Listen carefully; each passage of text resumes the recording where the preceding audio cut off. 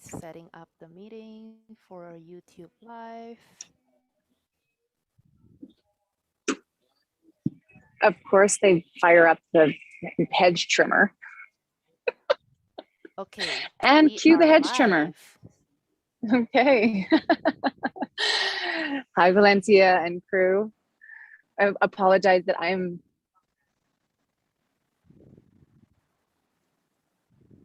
it's official now for sure.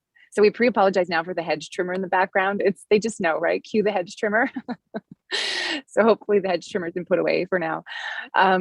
Good morning, good afternoon, good evening to everybody. We have a lot of our tribe on this call, which is so good to see. And we're here live in Sedona, Arizona, myself, Jay, and Carita, who I am joined with, my co-pilot and partner in crime.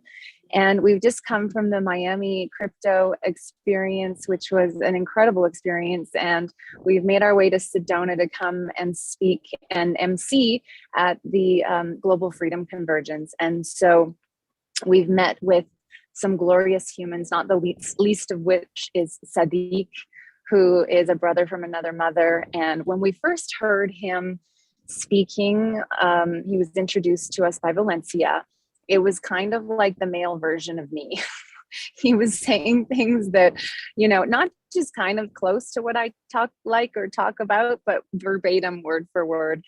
And he, like we do in our Thrive Tribe global community and the Thrivevolution movement, uses the 12 sectors to look at the world from a peace lens. So a slightly different take on it. We look at it more from a change maker perspective and lens, but it's been amazing to unite and to co-create and collaborate. You guys are going to now hear a plane going over and above the moment here. Let's just wait. And it's passed. This is the beauty of nature. This is the beauty of the real deal outside in the sun. So I'm going to apologize that I'm wearing sunglasses, but we are in the sun, direct sun. It's going to move and then I'll take my glasses off. But for now, I want to see all your beautiful faces. So we find ourselves in precarious times, I think, depending on the lens with which we view it right now. Many of us look at it and we see opportunity, and some of us see crisis, and some of us see both. And right now, those of us in the Thrivevolution movement are really working with the middle ground, the 0 point, and the integration between these two places. So we're going to really dive deep on some of the concepts we work with within our community. And we're going to we're going to make a call today because the time is now to bring together everyone, I believe, all over the globe. And in Sadiq's case here at the Global Freedom Convergence, it's for, what do you call it, Sadiq? Unification for Peace, the global movement. What's the actual tagline you use? It's so good. The tagline, it's so good. Yeah. Coming together for peace. Yeah, to bring the world to peace. To bring the world to peace. Yeah. To create a global culture. To create a global culture. That's what I needed. To create a global culture of peace. And I really love this. I really, really love this immensely.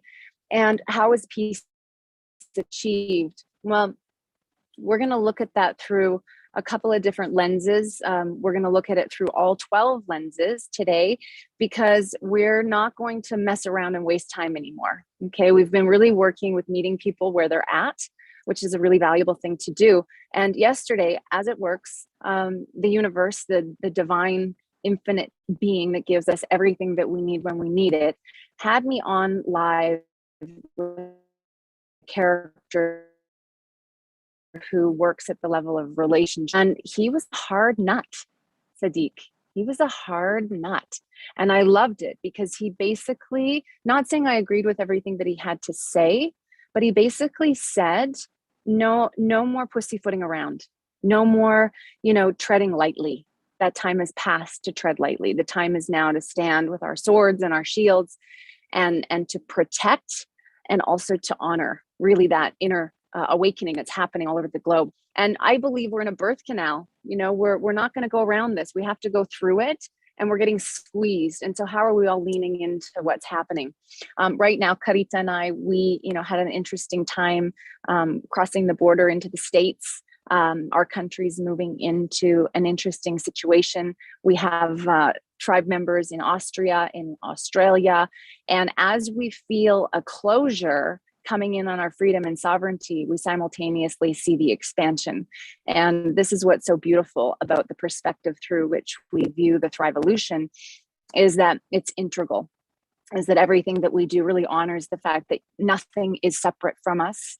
There is nothing that is outside of us, and nothing that is, made evil or bad. And if we resist it, it will only persist. We will only continue to propagate its existence within our reality.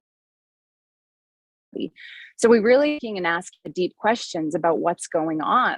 What is it that we face, and how can we lean in on it and really intimately understand it? So we use something called the Thrive Solutions model. Now, I don't know if anyone in our team here has that little linky poo handy, but if you do, please put it in the chat so that those joining us can have access to it. Thrive Solutions model is a model that allows us to get really real about the problems, the issues, and the dangers that we face, and then moves us, once we have that awareness, into a solution mindset. Now, using the 12 sectors, we get multiple perspectives and multiple portals into the creation of those solutions.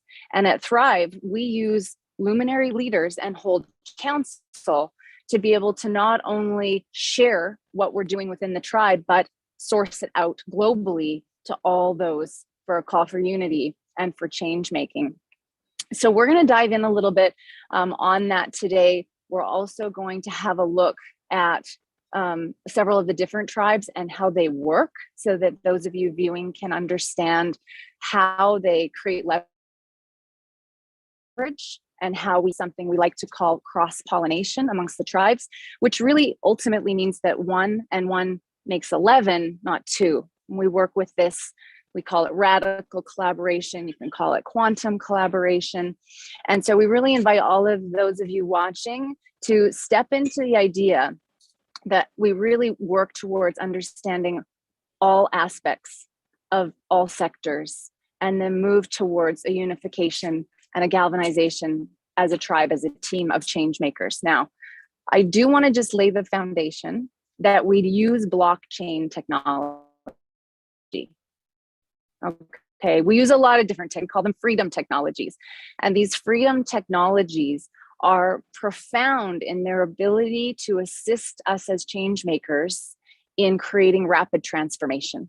So even 2 years ago, what we were able to do with the freedom technologies we have now, we're seeing an acceleration. We're seeing an acceleration of possibility. And these freedom technologies come in all sectors, okay, all tribes. And we really explore those in Tech Tribe specifically, the innovations that move us forward globally. And right now, safe to say, a lot of those are being suppressed. A lot of those are being censored. A lot of those are being submerged to the masses, because a lot of them, as it turns out, are free, and they don't make money for those that have high stakes involved in the other technologies that in many cases, part of the old system, are archaic and horse and buggy. And really, I'm reminded of the heavy first cell phone that you have to rest on your shoulder, and carry around the bag along with it. We've got so many incredible technologies in our hands, not to mention technologies that help us advance us at a soul level, but technologies that help us advance in the fields of health and environment, and even in entrepreneurship. We spoke with Sadiq's dad last night that real estate appraisal, as an example, which is something that for a very long time has required a tremendous amount of quan, that's what I call money, a tremendous amount of quan, and has taken traditionally 4 to 8 weeks minimum. So a long time, lots of money. And we see this in all sectors. Takes a long time, lots of money, right? With a whole bunch of people in between. So we spoke with Sadiq's dad, and he said, now what we're doing, and he's in his late 60s. Anyways, phenomenal human being, of course. Phenomenal human beings create phenomenal human beings. But he lit up like a Christmas tree, and he said, look, I'm a dinosaur. Okay, I don't know anything about technology, but what I do know is what we're able to do now is for about $138 in 1 or 2 days, people can achieve what it used to take 4 to 8 weeks to achieve and used to take thousands of dollars to achieve. And so we're seeing this in all sectors because what we're doing now is we're decentralizing. We're decentralizing. And with decentralization, we cut out the middleman and move away from those systems of power that benefit the few at the expense of the many. And you all know what I'm talking about here, right? What I'm noticing at the moment is we have this opportunity that we're faced with right now to see the beast that is holding us back from these innovations and from this incredible advancement, because it's an opportunity to grow spiritually.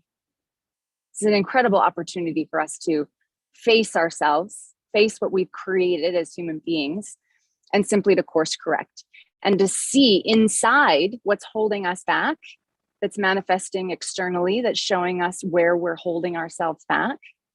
And then we can meet it collectively. We can meet it collectively at the level where we can see that rapid transformation and our human potential.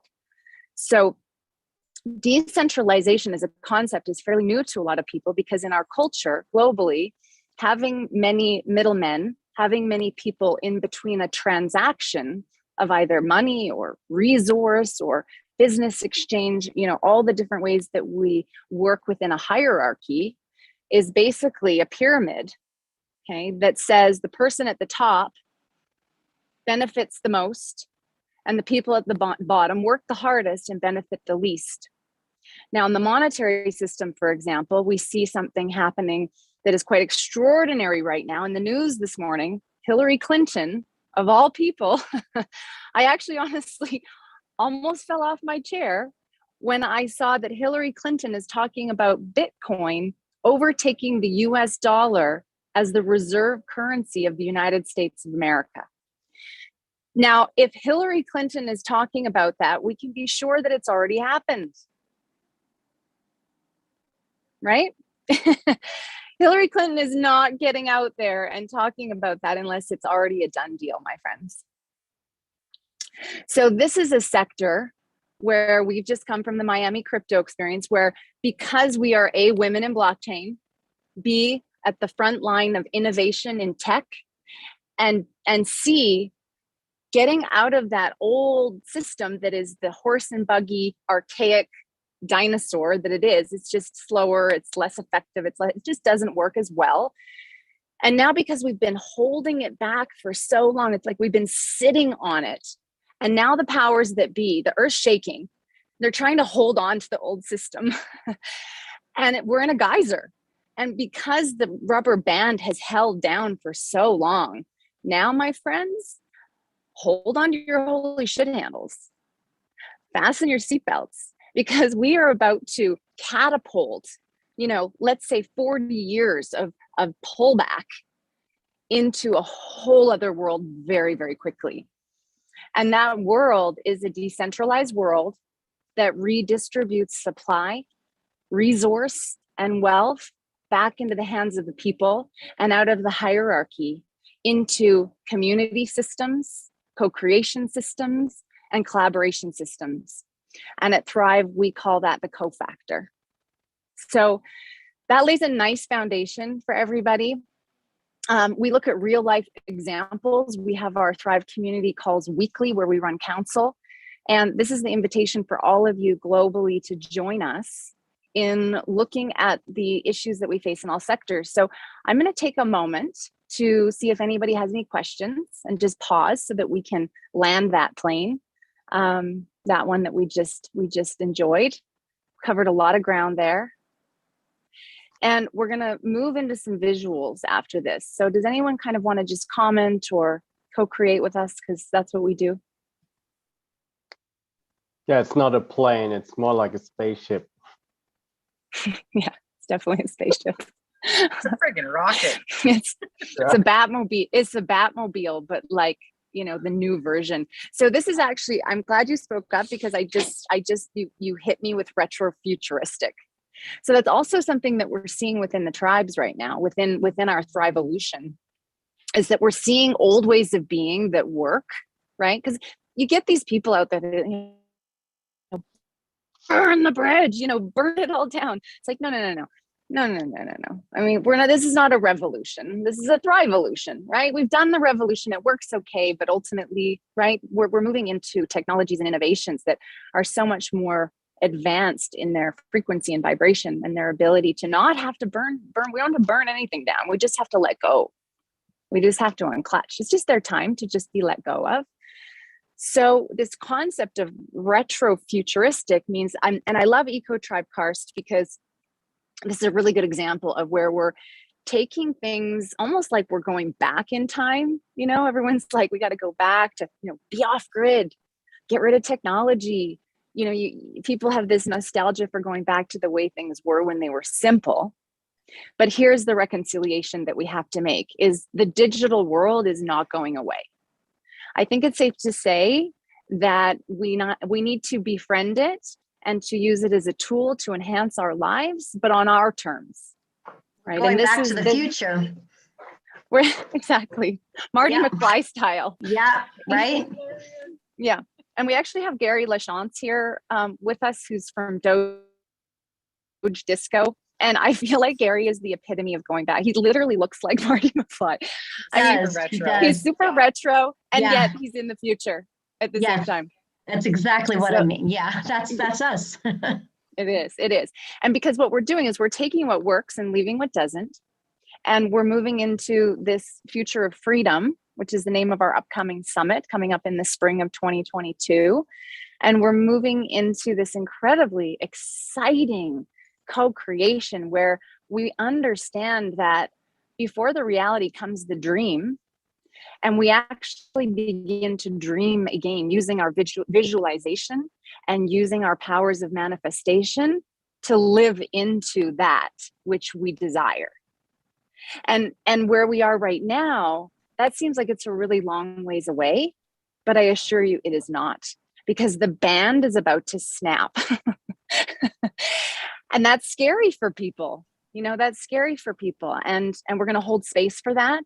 We're going to create, a landing pad for people and a safe space for people to come in community. Because as people come into our community, what we find is that they often come in disoriented, deeply impacted by misinformation, and the compass is spinning. There's no true north because there's so much chaos going on, and we live in a world where there's a lot of noise. So even though people from the outside might look at Thrivevolution and go, whoa, there's a lot going on there, really at the core of it, our principles are very simple. Cut out the noise, take our focus off of the old movie, because what we focus on expands. This is not woo-woo. Okay, where's Omsira, soul tribe leader? This is not woo-woo. This is fact. This is quantum physics. When we, and this is Wayne Dyer, Papa Wayne. Papa Wayne's with us strongly. Right? I know he's like, Papa Wayne. Yeah, Papa Wayne's like, yes! Thrive, babies. Papa Wayne said, when you change the way you look at things, the things you look at change. And those that are in deep control, the controllers of the world, they know through the media, which has a stronghold on our society globally, that if they continue to broadcast at the level of music and frequency, at the level of the visual, which is very powerful to implant into our very delicate minds, and to actually implant into our bodies things that take us off our game, that disempower. And so part of what we do within the tribes, for example, in Truth Tribe, this is not saying that what's in Truth Tribe is the truth, okay? This is saying that what is needed is the exploration of truth as a community to vet. Allow me to come back to the vetting process. And Let me so just within add the tribes, something to it real quick, if I please. may. Please. As long as we pay attention, they can broadcast as much as they want. Everybody is a broadcaster in whatever way. right, with our vibrational field and so on and so forth. But Mhm. as long as we keep paying attention to what they are broadcasting, they have power. But like what we're doing, we're taking our attention off of that and Thousand recalibrating percent. into exactly. Yeah. Just to add And that it, to and that. it, no, it's beautiful, Cars. Thank you. We really, recalibration is a great word. You know, we've been sitting in the back seat of the car and it's been good. I mean, in Canada, I think most of us all over the world, it's been good. We've been sleeping at the wheel, right? Watching Netflix. Now, most of us, probably not so much, but a lot of people have been sitting in the back seat, not paying attention to what's on the radio and just watching whatever crosses their path, not choosing consciously. And by the time a child is 12 years old, they've watched 14,000 simulated murders on television. And the human brain does not know the difference between what we see and what we create mentally as a visualization. The mind does not know the difference between those two, and it becomes us. We consume, we are what we eat at every level. And years ago, I Mirror experienced neurons. this. Yeah. It's fascinating science. Okay. And I at the risk of, I'm probably one of the most woo-woo people I know, but in a really practical sense, because I'm a scientist. I'm a soul scientist. So years ago, I went into the desert and I decided I would do a fast. And I said, okay, I'm going in. Let's see if I can last 3 days. Now, the intention was 40 days because apparently, according to people far wiser than us, there's something about 40 days in the desert. And I figured, he knew what he was talking about. And I wanted to experiment with this concept that total transformation and illumination is available to us with 40 days in the desert.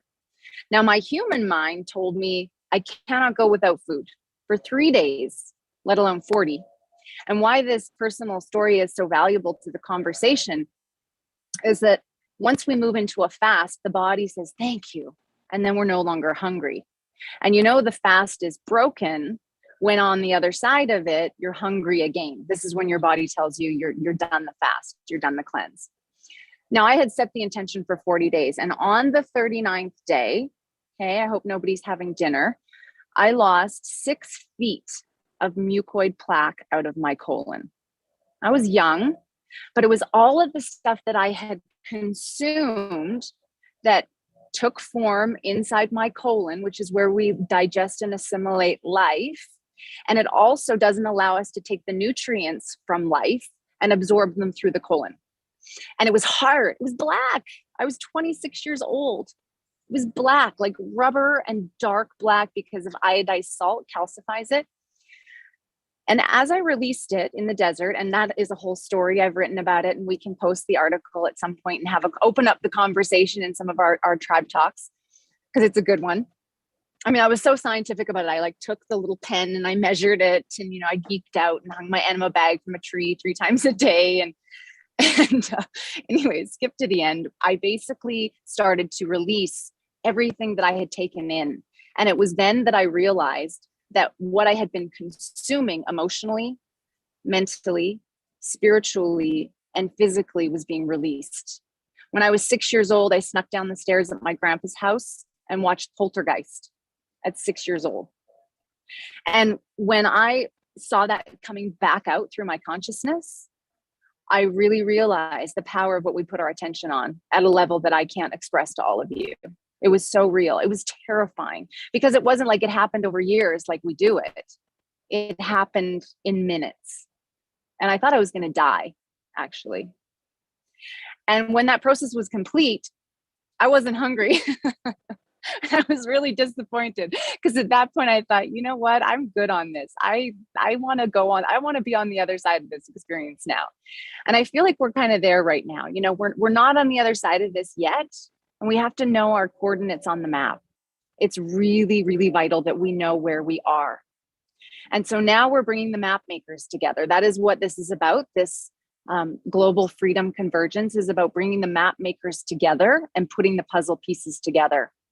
And of course, the call now with the Global Freedom Alliance, to which Thrive Tribes Global and Thriveolution has now officially become a part of. I was what we'll talk about later as Raspberry Anointed on behalf of our entire tribe. And we've now joined the Global Freedom Alliance. And so we've moved now into a space of great accountability. My family, my soul family. We've moved into a space now where we really, really need to live it and walk it. And I really want to finish this thought, thought experiment that I'm on, telling you this deep, desert tale, is that I once again released again on the 41st day. And then I was ravenous, right? Absolutely ravenous. So I was done and I was complete. My eye color changed, but it was a reset. It was a reset, like an Etch-a-Sketch, that everything I had consumed at every level up to that point was released. And we need to do the same globally. And that's what this is. Right now, back in our province, we had fires so bad, it took out, 3/4 of our province this last summer. We had droughts. Now we have floods so bad, I can't get from Vancouver to where I live in the interior by land. All major highways are collapsed. So from fires to floods. So some people say that's an environmental, perspective, that climate change, and it depends on your frame. Some people say, oh, they're flooding the tunnels. Some people say God's pissed.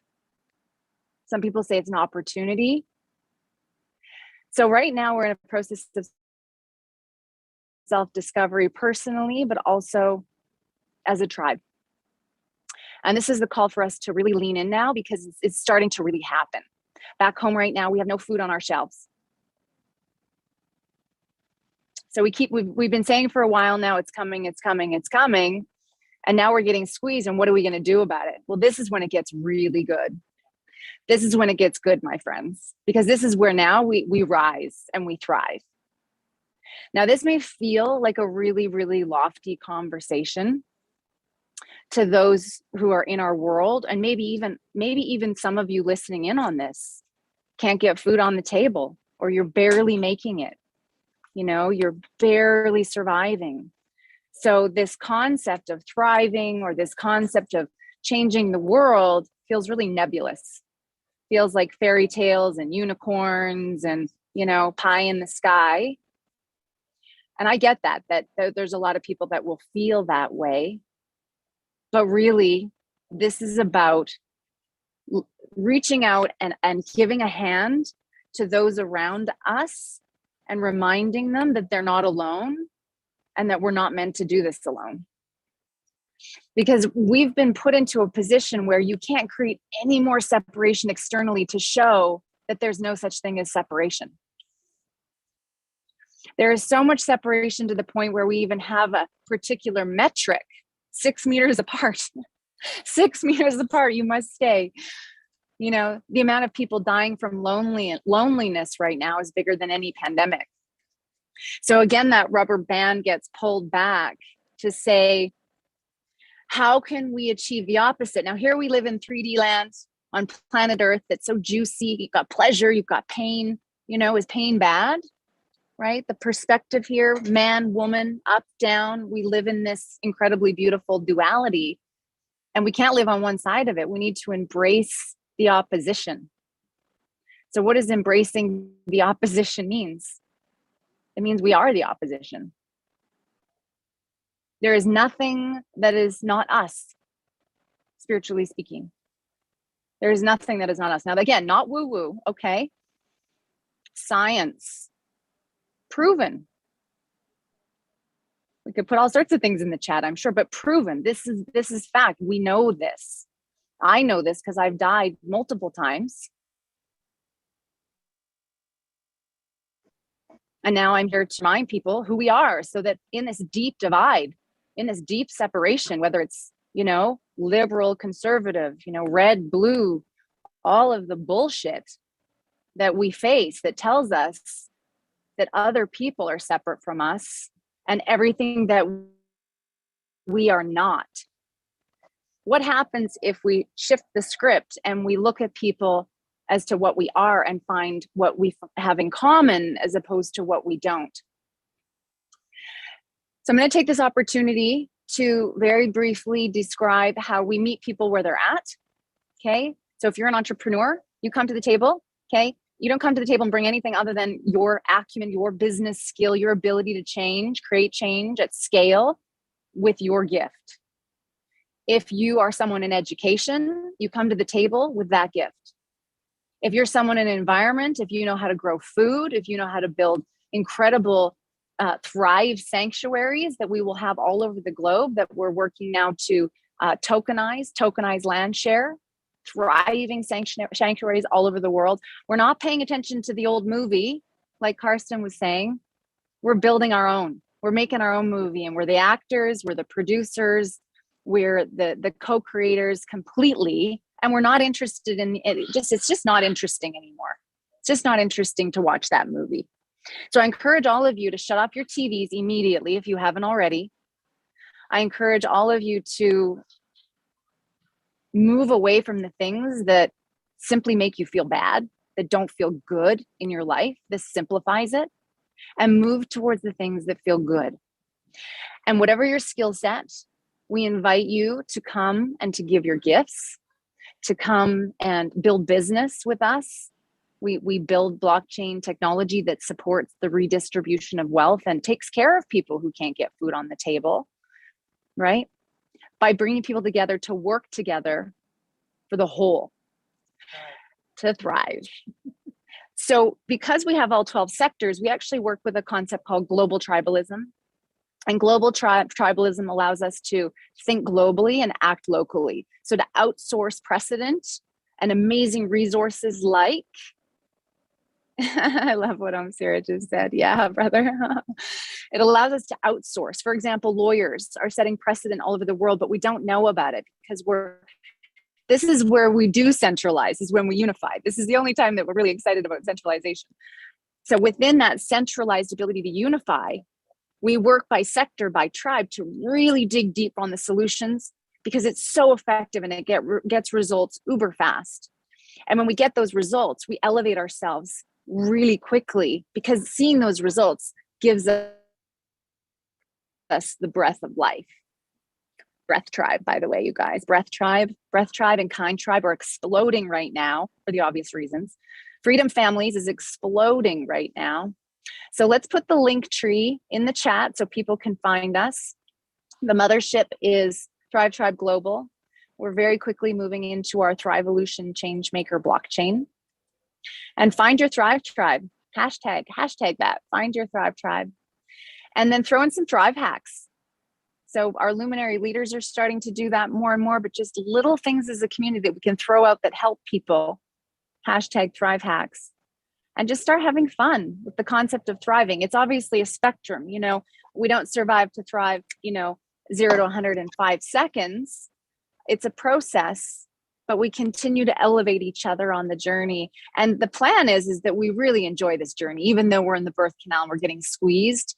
We have tremendous confidence because I think it's safe to say we can focus on the outcome.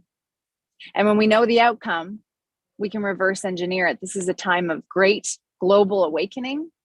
I believe it's a time to celebrate the weeds and the darkness that is getting pulled, then it can no longer hide, right? But also to honor it because it is responsible for this mass global awakening. And so instead of demonizing it, lean in on it and thank it for showing us where we've gone off course. So I want to thank everyone who's joined us today. There's so much more. I didn't even get to sort of my little images and pictures. It just didn't feel quite right. We're going to have another space. We're going to have another space where we're going to get into a little bit more. Carita's going to get into one of our blockchain projects that was born out of our crypto tribe, which helps people to decentralize their wealth and be safe. And, because it's a wild, wild west out there in the cryptoverse. And we wanted to make sure that people could onboard safely. So we'll be talking about shillit.app in the next segment. And so I just want to open it up for 1 or 2 questions if I have time. Valencia is the boss, so she'll let me know. But if we have time for 1 or 2, yeah. Maybe one. Maybe one. One maybe, but can we do this in the later one where you have have better question, video? Sure. Question? Absolutely, we will. Yeah. All right. Well, let's close out this segment, you guys. Thank you, all the Thrivers, for being here and supporting our community. And it is with great love and respect we sign off. May the force be with you. Until next time. Love you guys. Woohoo! Thank you so much. You love me, Bye-bye. ladies. Yeah. Up next, we have Sylvester going to bring us a presentation on Fathers United Network. I hope I got that right. And yeah, Sylvester, the stage is yours. Thank you so very much, Valencia. First and foremost, it is an honor to actually be here to be a part of the Global Freedom Convergence. Thank you out to Sadiq Valencia for inviting me. Shout out to my mother, Audrey Williams. She connected me with Sadiq actually. So thank you to everyone to be a part of this. This is very, very exciting. I realize I'm coming in on the gathering to freedom. So we're all coming together on our paths of freedom and sharing them so that we can get these 10 stages done. This is very, very, very, very exciting. The goal of uniting all humanity, it's just it's very moving. It's very, very moving. So today I'm glad to be a part of the greatest show on earth. For those of you who do not know me, my name is Sylvester Watkins. I am an author. I'm an aspiring filmmaker. I'm also a spoken word artist. And today I'm gonna share a few things with you. I'm a father. That is first and foremost out of my many accomplishments. And parenting has been a big thing that has affected my life, mainly coming from my children who have pointed out that their lives could have been so much different had I had done a better job parenting and the things that I could do along the way to be able to make that situation better. So it has given my life a new outlook and a new path. So some of the first things I will want to just say is, I forget her name, I'm sorry, but a woman was just now doing a prayer and meditation. And it's always so good to center yourself before you actually getting to the moment of giving up your purpose and what you have to offer to others. So what I just briefly want to just offer as a reminder is how important meditation is. Meditation is like medication for your soul. It's that designated sober driver to get you home.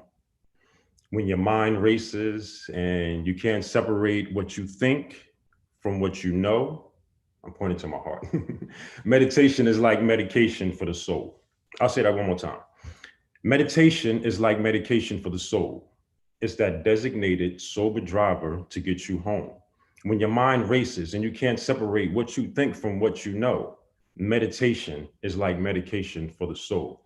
So I say that as a reminder. I know we are all illuminated on our paths. We are all just shining so bright as we are sharing our purpose to others and as we're on our missions. But just a reminder to center ourselves before we actually go out. And that meditation is the key to really being in touch with who we are and what our need is of the day. What I have to offer, first and foremost, as an author, is I have a book called My Way. And my book basically is my path. Everyone has a path to being able to find their purpose. And mostly that path is being able to know how to download all of the wrong things, that information that we've taken in, and to upload all the correct information that will be able to get us closer on our journey to our goal.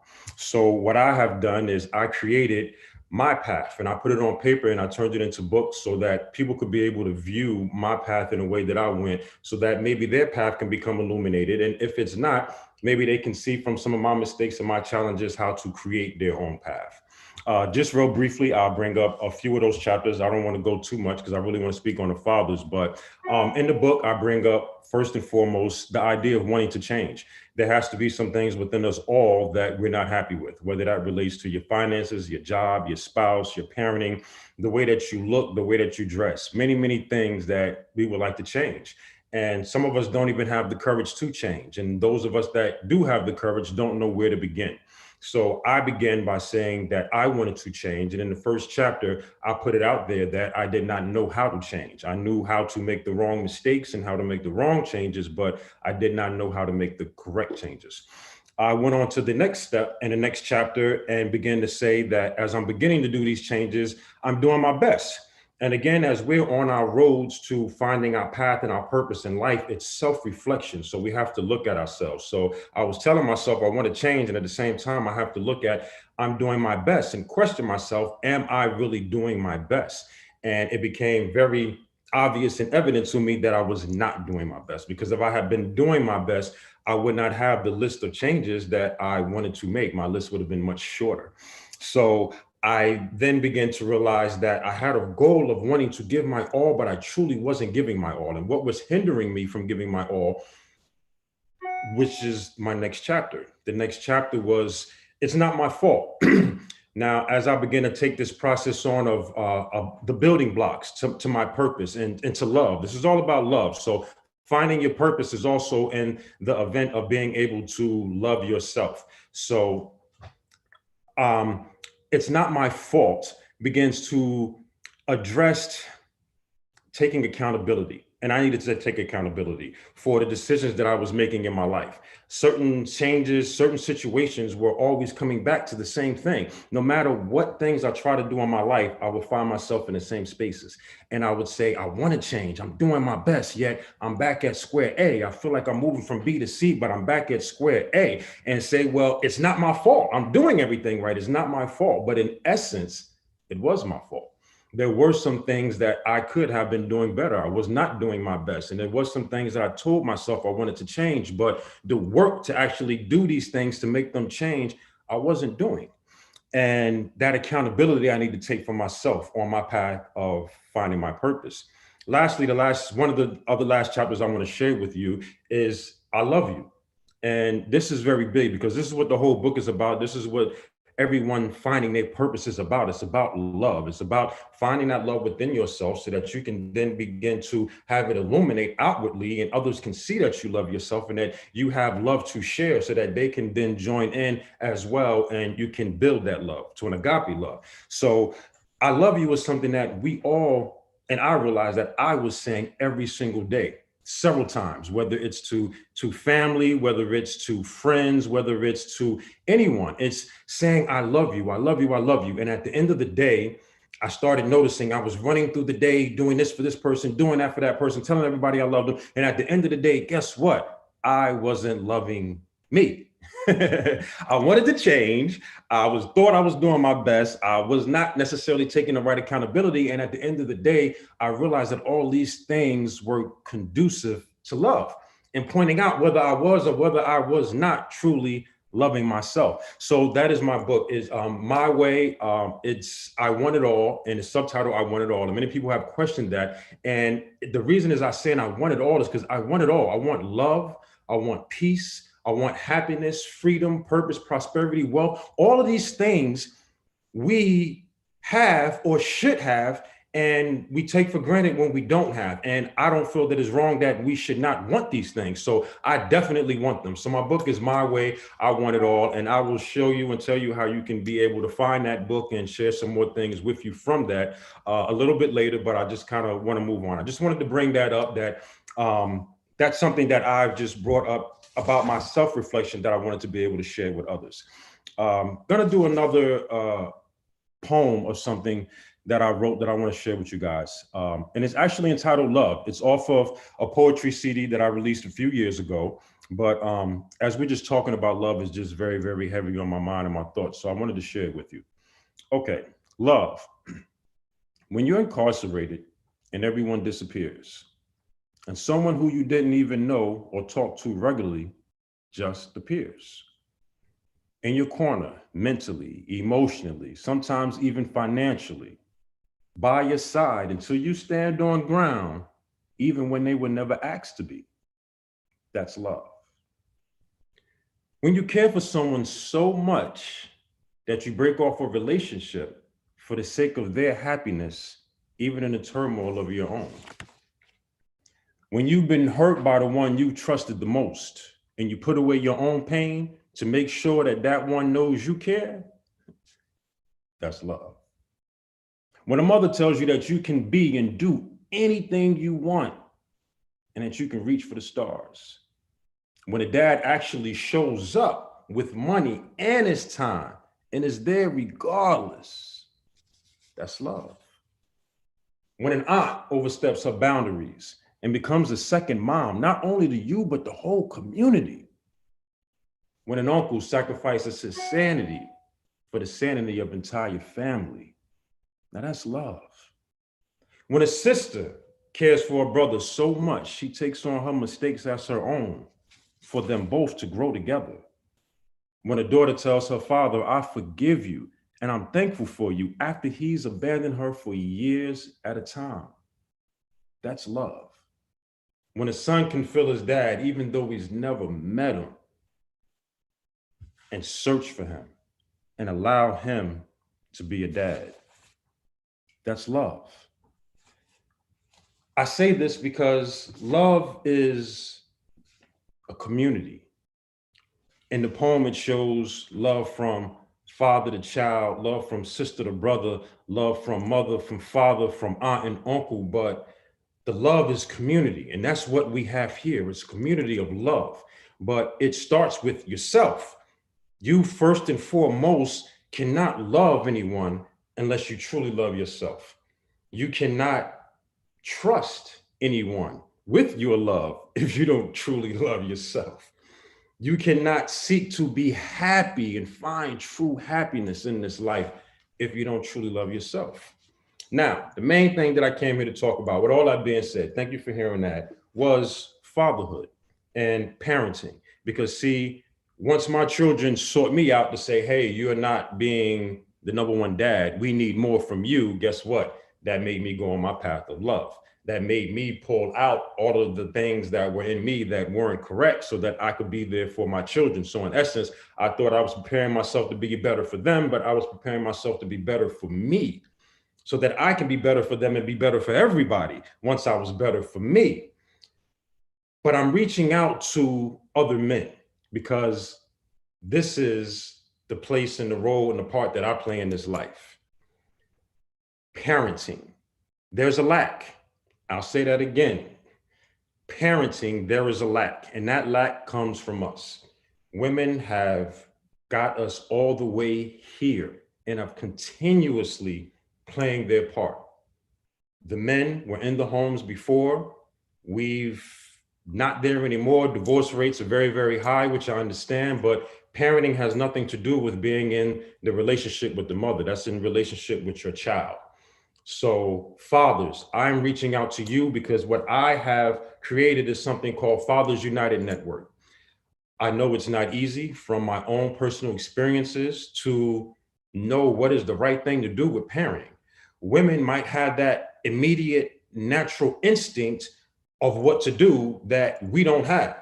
So I do not in any way have the answers. And I'm not saying that you other men or brothers do have the answers. What I'm saying is, as I challenge myself and I must challenge you, it's not about having the answers, it's about love. We're never going to get anywhere if we're not playing the other part of love in saving these children, because these children are our futures. We're doing nothing if we are here today and we go across this whole nation and we claim we've saved ourselves to turn around and turn our faces on the future. And they don't even deal with us or talk to us, or there's no lines of communications. If they don't trust us, if they don't want anything to do with us, or think that anything that we're doing is just taboo, we're going nowhere. Our relationships with our children have to be just as bright and illuminated as the light that we're carrying on our paths and our essence of love. So men, I invite you to begin to find ways to step up, to parent. No one's saying you have to know all of the answers. And women, please, as we begin to say we're willing to come back and to be parents or to learn to be a better dad and to do these things, please don't continuously, sometimes daily, point out our mistakes, the things that we've done wrong. We know we're wrong. Otherwise, we would have been the best dads in the world. So as we're attempting to repair these relationships in our child's lives, if we're there, allow that in the beginning to be enough. We don't have it figured out. We don't. We're here and we're beginning to learn this whole process, and trust and believe our kids feel a certain way about us. So we have to repair the love between them and us of why we're not even there before we can begin to even expand that onto a higher plane. So in that days of the beginning stages when we're repairing that bond and we do come around, please don't be conscious not to turn the men away with reminding them of the bad parenting and the things they've done in the past and how they're not doing as spectacular of a job as you might could do. Because at the end of the day, if that father can repair that relationship with his child and give that child the love that he needs from the father's side, that's going to make life so much better for you.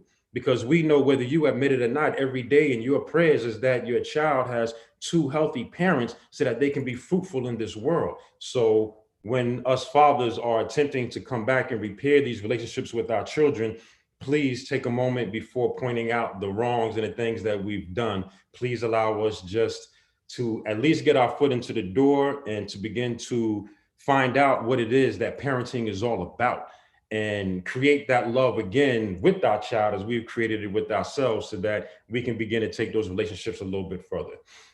In Fathers United Network, we do events with the children. Women are not always excluded, but we really have to focus on the bonds with our brothers who, because men need to talk as well. Men have issues with parenting and outside of that, where we just need our own communication. So Fathers United Network is a platform where brothers' voices can be heard, where fathers can be able to get information. They can relate to other men who are in the same situations, and then they can have hands-on dealings with their kids.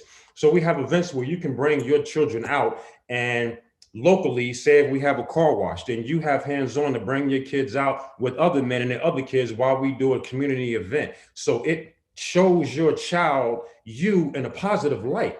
You don't know what things your child has taken on in your absence of the bad role modelship from a parent. So these actions give us hands-on that we can do to repair the identity of ourselves, even of our kids' lives. We also do events where we go out of town to example, take your kids away for the weekend, where we won't take women, we'll just take men and our kids, and we'll go away to a lodge or a cabin for the weekend, where we're cooking breakfast for the kids, we're taking them on recreational activities, we're doing things with them and playing their video games and hanging out with them for the whole weekend, so that they can feel the energetic from the male's perspective. And this has really, really been a wonderful thing. So I invite all fathers. I am going to get into a section here where I will open up for questions and answers. I just wanted to basically just to put that out there of who I am and what I am about. Fathers United Network is the big movement that I want to offer into this spectrum of love that we're doing, and consciously calling men to be active and conscious of helping to spread your love first and foremost with your children, as we're all going on this journey and this path to love. Again, my name, I will come back and tell you where you can find all of these things. I wanted to point out, Sadiq, I have a story to tell you real quick before I go to questions and answers. The first time I met Sadiq, so a little history of myself. I'm a Black male my relationships with white males have not been the best. My relationships with other Black males have not been the best. Just as a male, period, the energy of acceptance towards another male has always been on guard, because I've always been in a place of attack, where it's not where another male can see another male and enjoy your accomplishments and what you have to offer to life in the space that you're in, but to see you as a threat for them being able to have their shine illuminated. And unfortunately, that's just what I have encountered so much in my life. But when I met Sadiq a few years ago, and I promise and I tell you, I'm a person who keeps distance. You have to warm yourself up to me before I allow you in a certain space. And the first time that I met Sadiq, didn't know him. My mother introduced us the first time that I met him. And we went to embrace and to give a handshake. And we both went past the handshake to a hug. Now, I'm a Black man and he's a white man. And for the first time ever meeting, I don't know how much of a phenomenon that is for everybody else, but from where I'm from, that shit don't happen. Excuse my language, but it just does not happen. And for me to be in a comfortable enough space to do that was because I did not see a white male. I did not even see myself as a Black male. What I saw, it wasn't what I saw, it's what I felt. And what I felt is that I had done my work to love myself, to trust myself, to find my happiness. And I was coming into a space where another male had done the same thing. And that feeling is awesome because once you have done it, you can walk into a room and you can feel the energy of other people once you've done your work. So for me to be able to come into a place and space where I could feel that someone else had done their work, it didn't matter what they looked like. My blinders weren't there. My sight wasn't there, is what I felt. And my guard was down. All of the memories that I had of the bad relationships with black males or white males or anybody else, all of that was gone. It was negated for that moment. That moment that I saw him, all that we could do was just embrace and share that respect of love that each other had for ourselves and on our mission to share that with everyone else in life. So again, I just wanted to share that because he invited me here, and that's just a story that I have from him. But I do want to get into, before my time is short, any questions and answers that anybody wants to have. And then also I will come back and then recap and show my book and where you can be able to find my book. Let's see. Valencia, is there any way to see if there's any questions?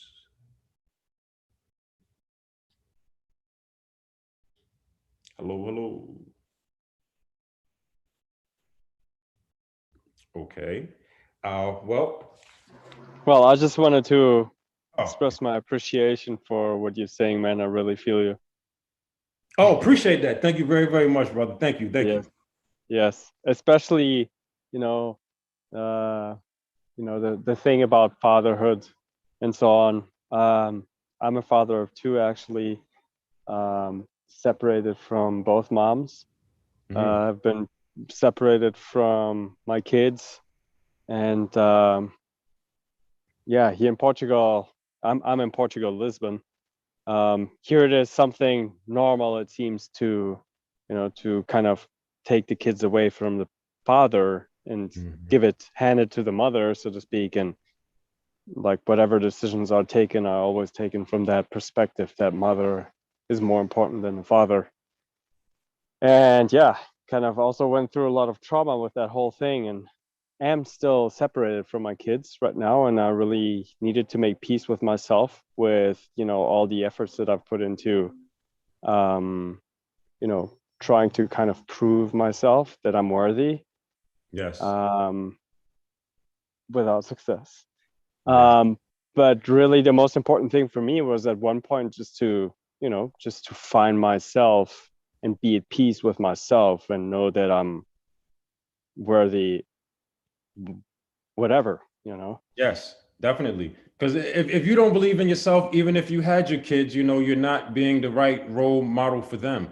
I'll share a short story. A friend of mine was incarcerated for 5 years and lost custody of all 3 of his kids. He came home, got his life on the right track.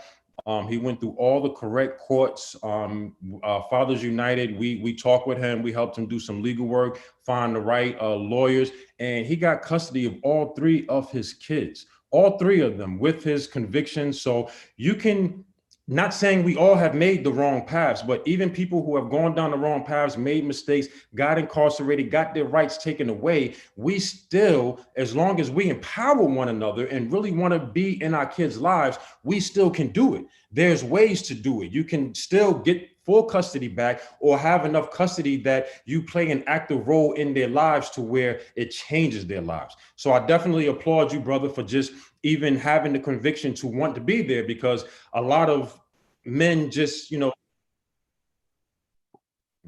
Someone fell out, probably. I think Valencia fell out. Oh, she did.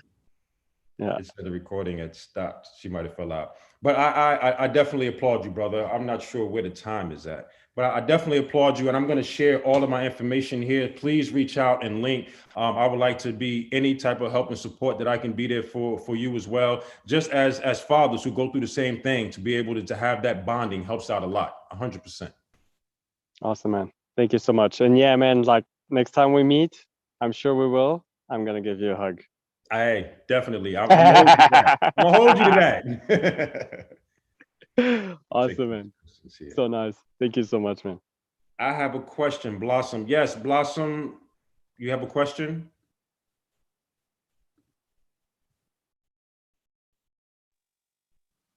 Love Yeah, Tribe hello. Blossom. Hi. Hi, Hi, Blossom. Phil. I'm also cooking. Second. Yeah, I'm there with Carson. First of all, thank you so much. You're welcome. You've moved me for sure. I'm feeling it. Feel you. I think it's awesome what you're doing.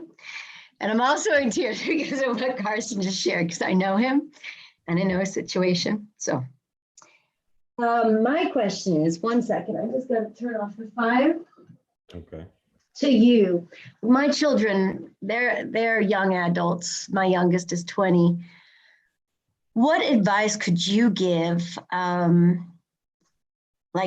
the dilemma that I have, I put it in the chat as well. I think that the responsibility of mothers, as what you were talking to, is to allow the fathers to be fathers, regardless of what you think of each other, regardless if the relationship didn't work out or whatever. Because I've always felt that a father is very important in the role of children, both of the parents, right? Yes. So we chose for co-parenting, but there wasn't really too much co-parenting. The dilemma that I'm in is that I have seen that his influence over the children and their decision-making outweighs the influence that I've had over the children. So I just want to put that out there. And that's something that I deal with even to this very day, also with what's going on in the world. They just see things the way daddy sees things. And if I come with anything, yeah, that's she's the crazy one. So yeah, you got something to say about that. What I could say to that is a lot of lessons that my mom gave me as younger. I didn't listen to him at all. Whatever she taught, it went through one ear and came out another. And I think somewhere in life, once I actually began to get myself into some shit, into some trouble, it then reverted back to those things that mom taught me. It's to where like you don't listen consciously, but subconsciously you are. So just when I heard you say that, what I would say is that a lot of times when there is an active dad around, I think that the energies, most children will probably want to follow the dad, just because of the makeup, and he seems like the leader, and he seems like he should be the decision maker. But at the end of the day, I honestly feel that the things that the dad teaches and the lessons that the mom is going to teach, you might not see yours on the surface all the time, but yours is going to be when they're in them situations and they can't even think of what to ask for dad. They're going to remember those things that mom taught them, whether they give you your right credibility for it or not. But it's just what first resonates with me is that men, or they say men are from Venus, women are from Mars, but the things The that other we way do around. But are different from the things that women do. Our purpose is different. So the kids might like that dad can go and build brick by brick and build the outside of this house. Oh, I love dad. He puts the windows, he done put grass out there and everything. But it's not home until mom has came in and fixed the furniture and made your bed and made the meal. You get what I'm saying? So to me, your kids are latching on to dad can make the house. Dad can lay those bricks. Dad is the man. But at the end of the day, whether they acknowledge it or not, what's inside of them and what's going to stick to them to the hardcore is those values of what's in that home, of what's on the inside that you've given them. And somewhere on their journey, they're going to bring back up to you and say, thank you, mom. I would have never got past this if you wouldn't have taught me this. Yeah, I hear you. The word that just kept resonating there the whole time was trust. And actually what you're saying is something that in the deeper parts of me, I know, just like, because I think whether you're a mother or a father, it's very, how do you say it, unthankful work. We don't really get much credit, you know, Yes, and we yes, always do it wrong, you yes. know. And I hear your story because I've been everything that you can do wrong for a child when they're young. I did, and I'll admit it, you know. But look at the parents that I had as role models, right? Mm-hmm. But I hear what you're saying, and I thank you for just actually speaking. I was just asking for a reminder, I think, Yes. you know, and you just And I'm glad reminded you said me. reminder. It's like I Yes, wrote down these little things that are reminders. It's not things we yes, don't know. We just have to be reminded. yes. That's what it So is. It's just reminded. I know. It's I'm sure that there's parts of what I did, let's say, right, or you know, that so thank you. Just thank you for the reminder. I love the way the universe works. The reminders come through vessels that we can never always guess from the beginning, but thank you. And I love what you're doing with Fathers United. Love Thank you it. so very, very much. Yeah. With maybe one more question, I know my time's getting short. I do want to show my book real quick for you and give you all my contact information. So we'll see if anybody has one more question, and I'll grab my book in 2 seconds here.